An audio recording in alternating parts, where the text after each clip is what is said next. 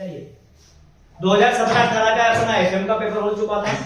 आज अपन बात करते हैं 2019 के पेपर की कि 2019 में कितने क्वेश्चन पूछे प्रैक्टिकल। ये लीजिए साहब एफएम का 2019 का पेपर। शुरुआत करते हैं। अगर प्रैक्टिकल क्वेश्चन की बात की जाए तो बेटा डायरेक्ट सेकंड यूनिट का क्वेश्चन पूछा था, question number 5। Direct question number 5 पूछा था 10 नंबर में, 10 मार्क्स के लिए क्वेश्चन पूछा था रेशियो एनालिसिस का। और ये जो क्वेश्चन है बेटा ये अपन कर चुके हैं 2013 का 2017 का जो पेपर था उसमें क्वेश्चन नंबर 13 यही था, एज इट इज यही था, बस उसमें बैलेंस शीट अलग फॉर्मेट में थी, इसमें सीधी फॉर्मेट में बैलेंस शीट दे दी। तो सेम पूरा का पूरा क्वेश्चन कौन सा है 2017 में जो क्वेश्चन नंबर 13 पूछा था वही वापस से इन्होंने 2019 में क्वेश्चन नंबर 5 पूछा है कोटा यूनिवर्सिटी ने रेशियो एनालिसिस का। डन है, तो इस क्वेश्चन को अपन को करने की जरूरत नहीं है। एक बेहतरीन क्वेश्चन पूछा है question number 7, trading on equity का क्वेश्चन पूछा है। Trading on equity, trading on equity का मतलब होता है कि कंपनी के जो कैपिटल स्ट्रक्चर होता है, जो भी पैसा लिया है उन्होंने कैपिटल के लिए, वो मैक्सिमम पैसा कैसे लिया है, फिक्स्ड कैपिटल से लिया है। कैसे लिया है, फिक्स्ड कैपिटल। फिक्स्ड कैपिटल मतलब प्रेफरेंस शेयर से लिया है। क्यों? क्योंकि प्रेफरेंस शेयर के आगे एक रेट लिखी होती है, जैसे लिखा है 10% प्रेफरेंस शेयर, तो ये फिक्स रेट है, इससे मुझे हर साल इनको क्या देना पड़ेगा, डिविडेंड देना पड़ेगा। इसी तरीके से डिबेंचर, डिबेंचर के आगे भी रेट लिखी होती है, तो ये डिबेंचर के आगे जो रेट लिखी ये इंटरेस्ट रेट है, ये भी मुझे हर साल क्या करनी पड़ेगी, पे करना पड़ेगा। यानी कि एक फिक्स अमाउंट मुझे हर साल क्या करना है, पे करना है।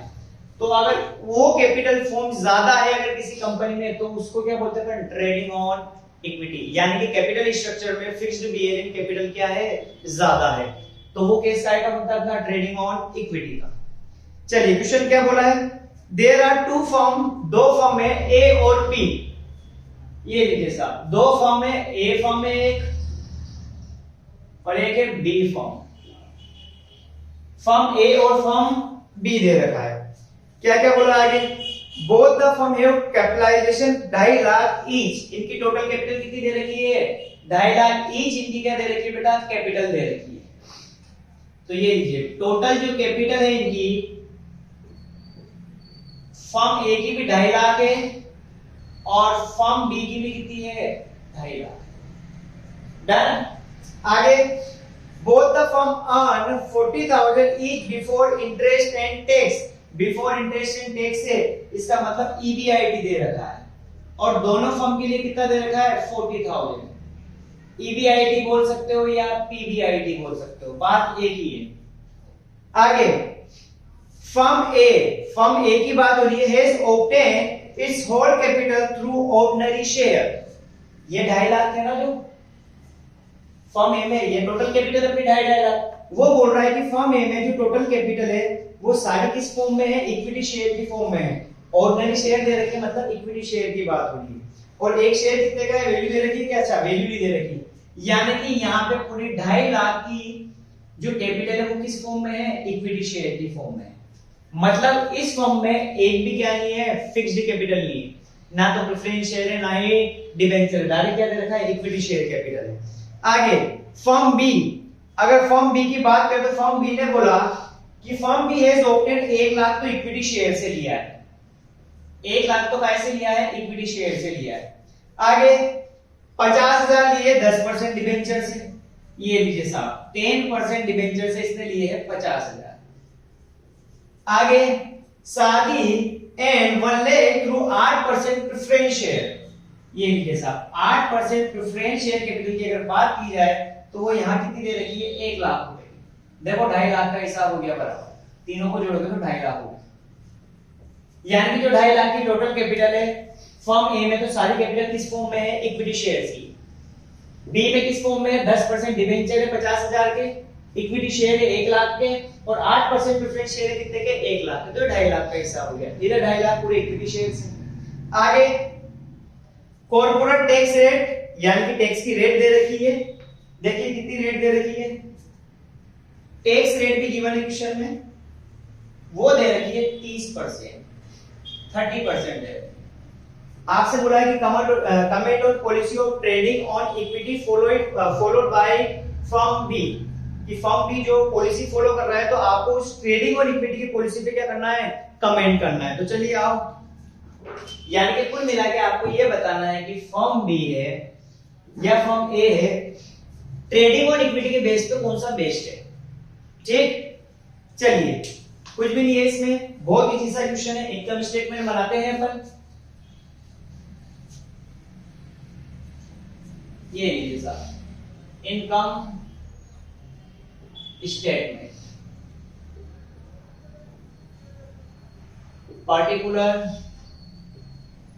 फर्म ए और ये लीजिए फर्म बी, फर्म ए और फर्म बी।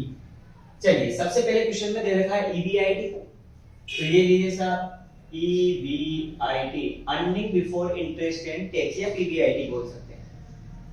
फर्म ए और बी दोनों में 40,000, तो ये लीजिए 40,000 और ये लीजिए फर्म बी में भी 40,000। ईबीआईटी में से अपन सबसे पहले माइनस करते हैं बेटा आई बोले तो इंटरेस्ट को।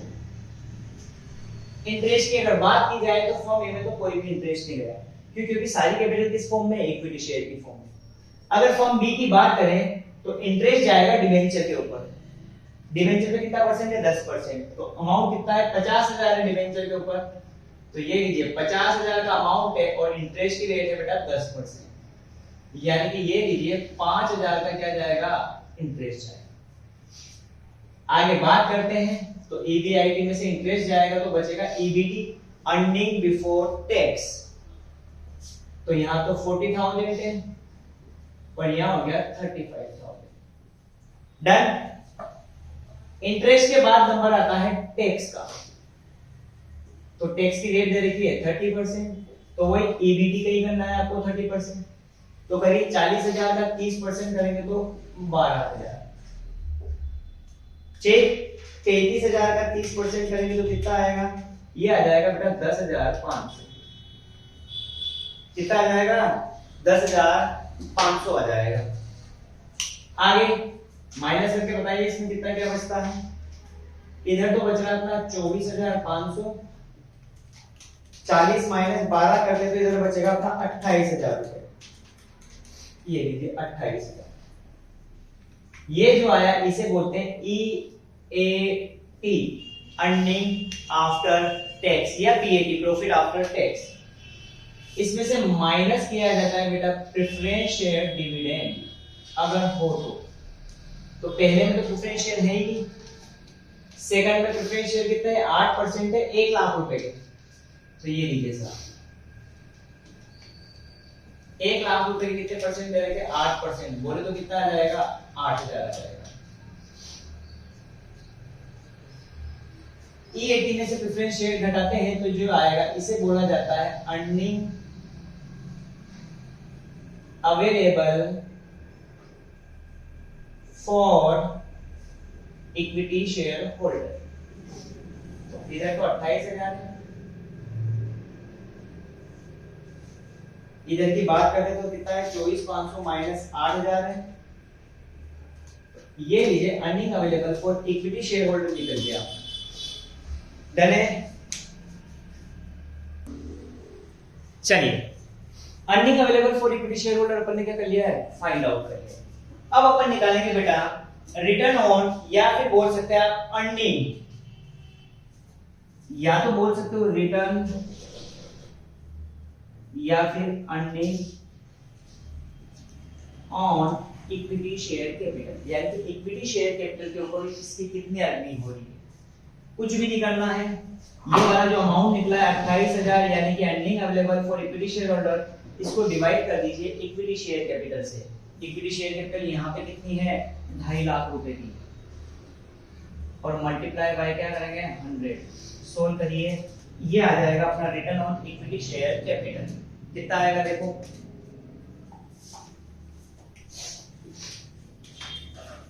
करिए फाइंड आउट कितना आएगा, तो 28,000 डिवाइड बाय 2.5 लाख गुणा 100, 11.2%। ठीक, अगर बी की बात करें तो देखिए बी में earning available for equity share holder अपना दे रखा है बेटा 16,500। इसको डिवाइड करेंगे इक्विटी शेयर कैपिटल से, तो यहाँ पे देखो फर्म बी में इक्विटी शेयर कैपिटल कितनी है 1 लाख रुपए into 100, तो ये आ गया 16.5%। यहाँ तक कोई दिक्कत? ये क्वेश्चन सोल्व हो गया। बस आपको लिखना है जहां पे भी अर्निंग ज्यादा आएगी, इधर आ रही है 11.2, इधर आ रही है 16.5, तो अर्निंग ज्यादा कहां आ रही है बी में, तो आपको लिखना है कि firm B trading on equity क्या करता है फॉलो करता है। डन है। आपको क्या लिखना है कि firm B trading on equity क्या करता है फॉलो करता है, क्योंकि यहाँ पे अर्निंग इक्विटी शेयर पे ज्यादा किसकी आती है बी की है। डन। तो फोटो खींचिए इसका, लो स्क्रीनशॉट। नेक्स्ट क्वेश्चन की बात करते हैं। चलिए क्वेश्चन नंबर 9 पढ़िए कि क्वेश्चन नंबर 9 क्या बोल रहा है। पढ़िए, कॉस्ट ऑफ कैपिटल का क्वेश्चन है।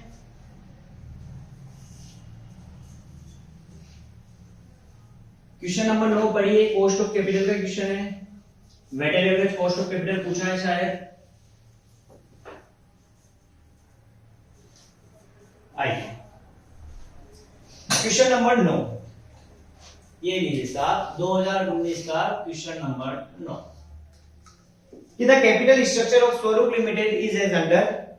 5,007% डिबेंचर दे रखे हैं। क्या दे रखा है? ये लीजिए साहब 7% डिबेंचर दे रखे हैं, यानी कि 5,000 डिबेंचर है, नंबर ऑफ डिबेंचर 5,000 है, और एक डिबेंचर है बेटा 100 रुपए का, यानी कि 5 लाख रुपए। डन। फर्स्ट इश्यू है।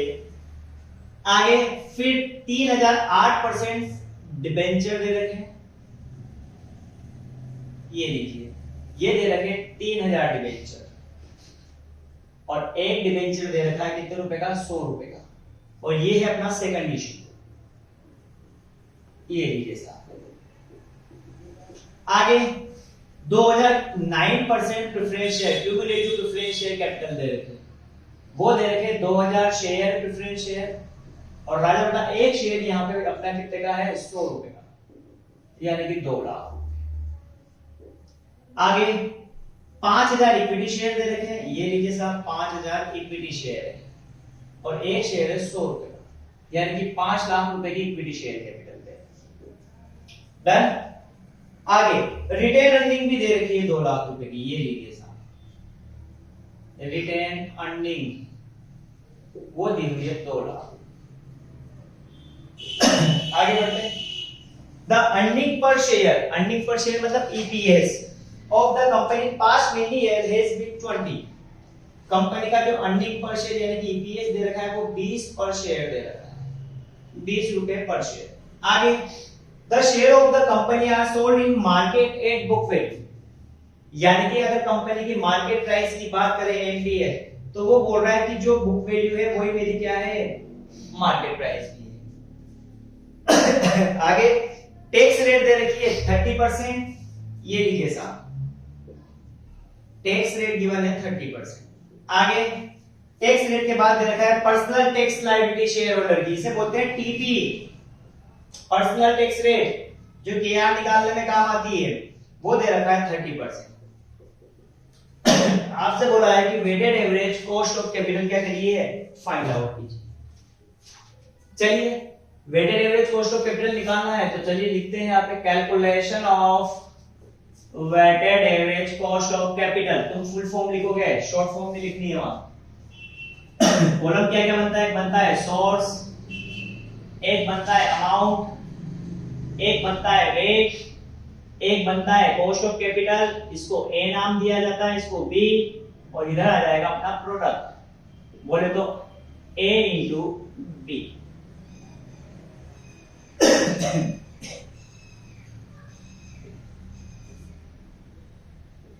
आइए सबसे पहले दे रखे 7% डिबेंचर, तो सबसे पहले सोर्स लिख लेते हैं। ये लीजिए 7% डिबेंचर कितने के हैं 5 लाख रुपए। फिर 8% डिबेंचर दे रखे हैं, वो दे रखे हैं 3 लाख रुपए। आगे 9% प्रेफरेंस शेयर कैपिटल है, 9% प्रेफरेंस शेयर कैपिटल है 2 लाख रुपए की। 9% प्रेफरेंस शेयर के बाद इक्विटी शेयर कैपिटल है 5 लाख रुपए का, और लास्ट में रिटेन अर्निंग दे रखा है, वो दे रखा है 2 लाख। टोटल कर लीजिए कितना आएगा, 5 3 8 2 10 17, ये लीजिए साहब 17 लाख। अब एक चीज बात करते हैं, वेट निकालने का तरीका बताया था, कुछ भी नहीं करना है, इसको 1 लाख से डिवाइड कर दो, तो 5 लाख को 1 लाख से डिवाइड करेंगे तो 5, इधर 3, इधर 2, इधर 5, इधर 2, और टोटल हो गया 70। देन अब मुझे निकालना है kx, यानी कि एक की कॉस्ट ऑफ कैपिटल निकालने, तो इसके लिए अपन देते हैं वर्किंग नोट। वर्किंग नोट सबसे पहले निकाल रहे हैं केडी। फर्स्ट केडी में एक तो ये 7% डिबेंचर, केडी मतलब cost of debenture, cost of capital में पढ़ा था, इसे क्या बोलते हैं, कॉस्ट ऑफ डिबेंचर। तो केडी ये 7% डिबेंचर की अगर निकाली जाए तो ये लीजिए 7। यहाँ पे नंबर ऑफ ईयर नहीं गिवन है, यानी कि ये कौन से है, इररिडीमेबल डिबेंचर है। तो आइए अगर इसकी बात की जाए बिफोर टैक्स और आफ्टर टैक्स, बिफोर टैक्स की बात करें तो फेस वैल्यू इनटू रेट, 7% वाले डिबेंचर दे रहे, इनकी फेस वैल्यू दे रखी है 100, इंटरेस्ट की रेट दे रखी है 7%, तो 7 रुपए का जो इंटरेस्ट आया है वो आया है बिफोर टैक्स, लेकिन मुझे बिफोर टैक्स नहीं चाहिए, आफ्टर टैक्स चाहिए इसके लिए। तो ये लीजिए साहब, बिफोर टैक्स को मल्टीप्लाई कर दो 1 माइनस टैक्स रेट, तो बिफोर टैक्स आया है 7, टैक्स रेट है 30%, यानी कि 0.30, ये वाली टैक्स रेट, तो कितना आ जाएगा, 7 into 70% करता हूं तो 4.9%। डन है, ये 4.9 को इधर लिख देंगे। इसी तरीके से इसकी निकालनी है, 8% डिबेंचर की निकालनी है, तो ये लीजिए बी पॉइंट डाला, 8% डिबेंचर। अगर इसका केडी निकाला जाए तो 2 बिफोर टैक्स, और ये लीजिए आफ्टर टैक्स। बिफोर टैक्स में वही formula, face value into interest rate, यहां भी फेस वैल्यू कितनी दे रखी है 8% है 100, तो ये लीजिए 100। इंटरेस्ट की रेट दे रखी है 8%, तो ये लीजिए 8 रुपए बिफोर टैक्स निकल गया। आफ्टर टैक्स का फॉर्मूला क्या हो जाएगा, before tax into 1 minus tax rate, before tax है 8 इनटू 1 माइनस टैक्स रेट अपनी 0.30, तो ये आ जाएगा बेटा 5.6%। इसको रख दीजिए यहां। आगे अगर प्रेफरेंस शेयर की बात करें तो प्रेफरेंस शेयर में कोई माथा पच्ची नहीं करनी है, ये जो रेट है यही लिख दीजिए 9। डन है। अब रही बात आएगी इक्विटी शेयर कैपिटल की, यानी कि केई की बात करनी है किसी, ये working note number 2, cost of equity. बहुत ध्यान से देखो, क्वेश्चन में ईपीएस दे रखा है और कॉस्ट ऑफ इक्विटी की 3 मेथड पढ़ी थी, एक तो अर्निंग यील्ड मेथड पढ़ी थी, डिविडेंड यील्ड मेथड पढ़ी थी, और दूसरा पढ़ा था डिविडेंड ग्रोथ मॉडल पढ़ा था अपन। ठीक है, 3 मेथड पढ़ी। यहाँ ईपीएस दे रखा मतलब अर्निंग यील्ड मेथड लगेगी। यहाँ पे मेथड कौन सी लगा रहा हूं मैं, अर्निंग यील्ड मेथड। इसमें अगर केई के फॉर्मूले की बात करें तो फॉर्मूला होता है ईपीएस अपॉन एमपीएस इनटू 100। अगर बात की जाए ईपीएस की तो क्वेश्चन में ईपीएस दे रखा है 20 रुपए, मार्केट प्राइस मेरे को दे नहीं रखी है तो अपन फाइंड आउट कर सकते हैं। ठीक, मार्केट प्राइस इसने बोला है कि जो बुक वैल्यू है वही क्या है, मार्केट प्राइस। जो बुक वैल्यू है वही क्या है, मार्केट प्राइस है। तो चलिए बुक वैल्यू निकाल लेते हैं। तो बेटा अगर बुक वैल्यू के फॉर्मूले की बात की जाए तो फॉर्मूला था equity share capital plus retain earning divide by number of equity share. ये इक्विटी शेयर कैपिटल की बात की जाए तो इक्विटी शेयर कैपिटल 5 लाख की और रिटेन अर्निंग है 2 लाख। 5 लाख और 2 lakh divide by number of equity share. तो नंबर ऑफ इक्विटी शेयर रखे 5000 इक्विटी शेयर, ये लीजिए 5000 इक्विटी शेयर। तो ये लीजिए बुक वैल्यू निकल जाएगी। तो बुक वैल्यू हो जाएगी यहाँ पे 14। बुक वैल्यू कितनी होगी यहाँ पे 14 अपनी क्या होगी बेटा बुक वैल्यू होगी। और इस बुक वैल्यू को अपन को क्या मानना है मार्केट प्राइस मानना है। एक बार चेक करना है शायद गलत है, वो एक जीरो ज्यादा लग गया 140 रुपए। एक जीरो क्या लग गया कम लग गया था, यानी कि यहाँ पे मार्केट प्राइस कितनी दे रखी है 140। रख दीजिए 140। तो ये लीजिए के आ जाएगा 20/140 गुणा 100। 20/140 गुणा 100 तो ये आ रहा है 14.28%। कितना आ रहा है 14.28%। तो बस रख दीजिए ये लीजिए 14.28%। के निकल गया, केडी निकल गया अपना। अब बच रहा है रिटेन अर्निंग के आर।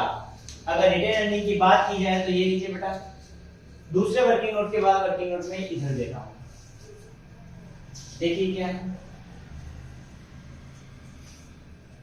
ये लीजिए थर्ड वर्किंग नोट, इसे बोलते हैं K R cost of retain earning. इसके अगर फॉर्मूले की बात करो तो फॉर्मूला हो जाएगा के into 1 minus TP into 1 minus brokerage rate. अगर के की बात करें तो के निकली अपना 14.28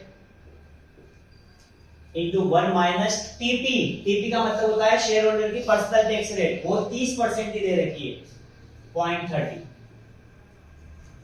इंटू 1 माइनस ब्रोकरेज रेट कुछ नहीं दे रखा है तो 0। डी बोले तो ब्रोकरेज रेट परसेंटेज में गिवन है।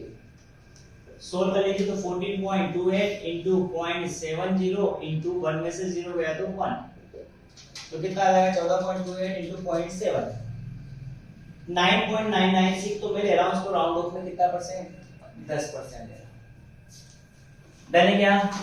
इसको मैं राउंड ऑफ में कितना ले रहा हूं बेटा 10% ले रहा हूं। ठीक है बोलिए के ये अपना कितना निकला था 14.28, उसको 0.7 तो ये 9.996 आ रहा था। अपन राउंड ऑफ में कितना ले रहे हैं 10%। ये लीजिए 10। क्या करना है दोनों को आपस में गुणा करना है। तो ये 5 into 4.9 24.9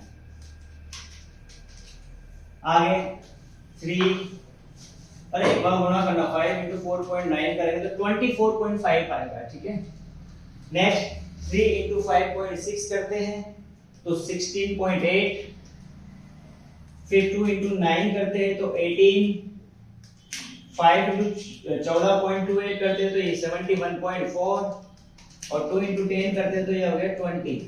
साथ में इसका टोटल भी लगा लीजिए तो ये लीजिए साहब टोटल आ गया 150.70। बस वेटेड एवरेज निकाल लीजिए। ये लीजिए weighted average cost of capital. तो समीशन प्रोडक्ट या sigma product divide by sigma weight. तो प्रोडक्ट का सिग्मा मतलब टोटल, तो प्रोडक्ट का टोटल है अपना 150.70 डिवाइड बाय वेट। वेट कितना है 17 है। सॉल्व कर लीजिए तो ये आंसर आएगा तुम्हारा 8.86%। ये आपकी क्या होगी weighted average cost of capital. Done है। तो ये क्वेश्चन पूछा था अपना 2019 में, बढ़िया क्वेश्चन था। आइए इसका फोटो लो फिर आगे की बात करते हैं।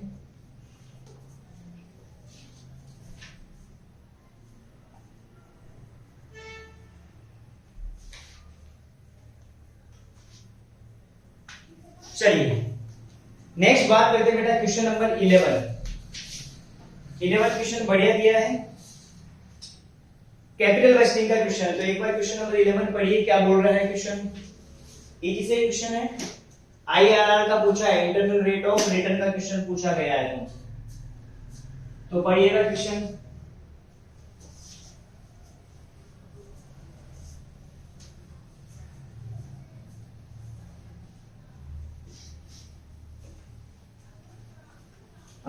पढ़ो क्वेश्चन क्या बोल रहा है। तसल्ली से पढ़ना, जल्दबाजी में पढ़ोगे तो कुछ समझ नहीं आएगा, आराम से पढ़ो। चलिए आते हैं कि the management of common, question number 11 ये लीजिए साहब, क्वेश्चन नंबर 11 क्या बोला है कि the management of Pawan limited, Pawan limited का management considering to select a machine out of 2 machine, 2 machine है उसमें से आपको एक सेलेक्ट करनी है। The company cost of capital दे रखी है 12%, कॉस्ट ऑफ कैपिटल मतलब डिस्काउंट रेट,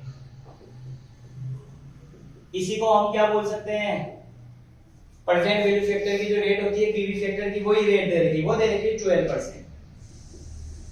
टैक्स रेट दे रखी है बेटा 30%, टैक्स रेट कितनी है 30% दे रखी है। आगे detail of the machine are as follow, 2 machine है, मशीन 1 और मशीन 2, यानी कि ये फर्स्ट मशीन होगी और ये सेकंड मशीन। क्या क्या गिवन है, कॉस्ट ऑफ मशीन दे रखा है, तो ये लीजिए कॉस्ट ऑफ मशीन वो दे रखा है 10 lakh,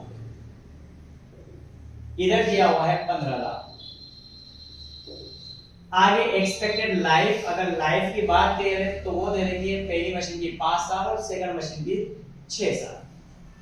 annual income before tax and depreciation, income मतलब प्रॉफिट, तो प्रॉफिट बिफोर क्या दे रखा है, टैक्स एंड डेप्रिसिएशन मतलब पीबीडीटी दे रखा है, profit before depreciation and tax, इधर दे रखा है 3,45,000 और इधर दे रखा है 4,55,000, 4,55,000। Depreciation is calculated on SLM, आपको डेप्रिसिएशन एसएलएम मेथड से लगाना है।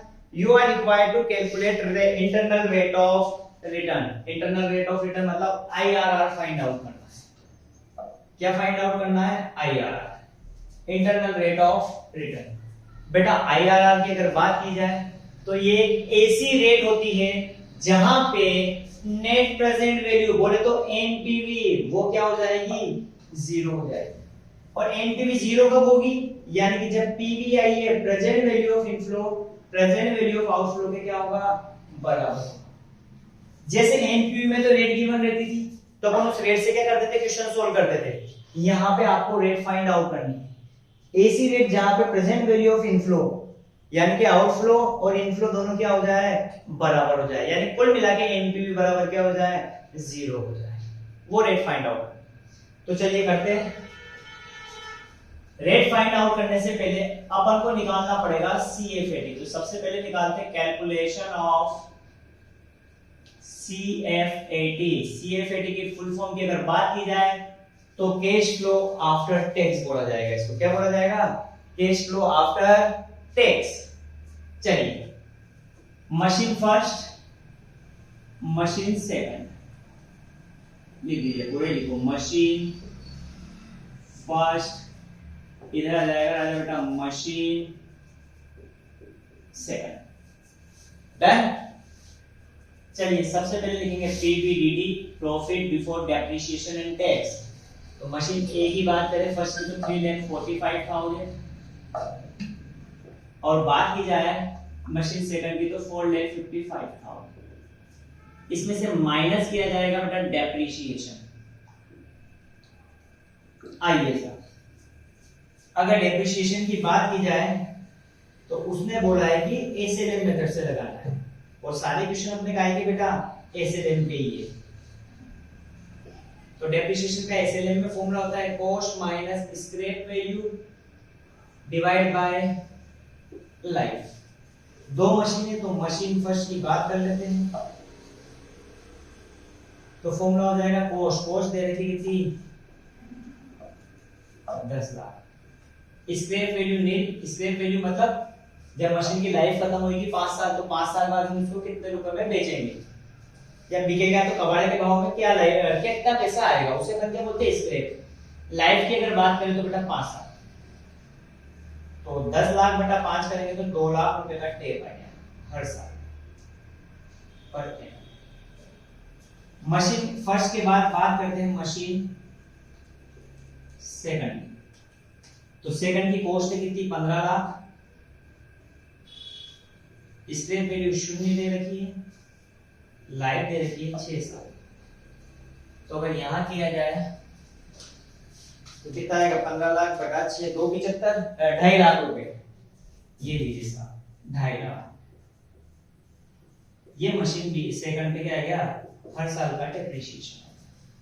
डन है, बस फॉर्मेट में तो रखना है, डेप्रिसिएशन माइनस करना है। तो मशीन फर्स्ट का निकला है कितना 2 लाख रुपए। ये लीजिए साहब 2 लाख रुपए। मशीन सेकंड की बात करें तो वो निकला है 2.5 लाख। ये आएगा, इसे बोलते हैं प्रॉफिट बिफोर टैक्स। इधर आएगा 1,45,000 और इधर कितना आ जाएगा 455 माइनस 250 2,05,000। ठीक, फिर इसमें से टैक्स माइनस किया जाएगा। टैक्स की जो रेट है वो 30% है, तो कर दीजिए इसका।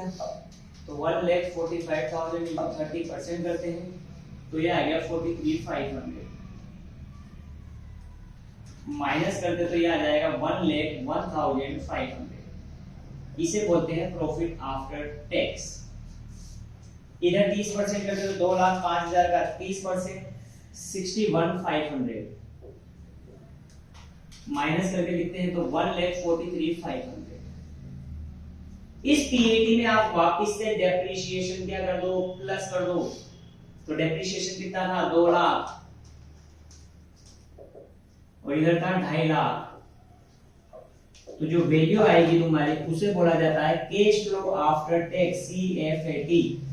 तो कितना आएगा देखो, इधर का तो आया 393,500। इधर की अगर बात की जाए तो ये आ रहा है 3,01,500। ये अब तुम्हारी दिक्कत ये आएगी कि सर आपने ऊपर डेप्रिसिएशन तो माइनस कर दिया फिर नीचे प्लस कर दिया। करो ये मत बेटा, करना पड़ेगा। बीच में कौन आ रहा है टैक्स आ रहा है। अगर क्वेश्चन में टैक्स नहीं होता तो मैं ना तो ऊपर माइनस करता ना नीचे प्लस करता, फिर तो यही मेरा आंसर क्या होता था CFAT हो जाता। डन है, हाँ चलिए अब बात करते हैं आगे। उसने CFAT नहीं पूछा, उसने पूछा IRR निकालो। क्या निकालो IRR। अब आइए ये लीजिए calculation of IRR internal rate of return. पहली बात करते हैं मशीन नंबर फर्स्ट की। ये मशीन फर्स्ट की अगर IRR की बात करें तो अपन को ऐसी रेट निकालनी है जहां पे प्रेजेंट वैल्यू ऑफ इनफ्लो और प्रेजेंट वैल्यू ऑफ आउटफ्लो मतलब जो कॉस्ट है मशीन की 10 लाख, ठीक, वो किसके इक्वल हो जाए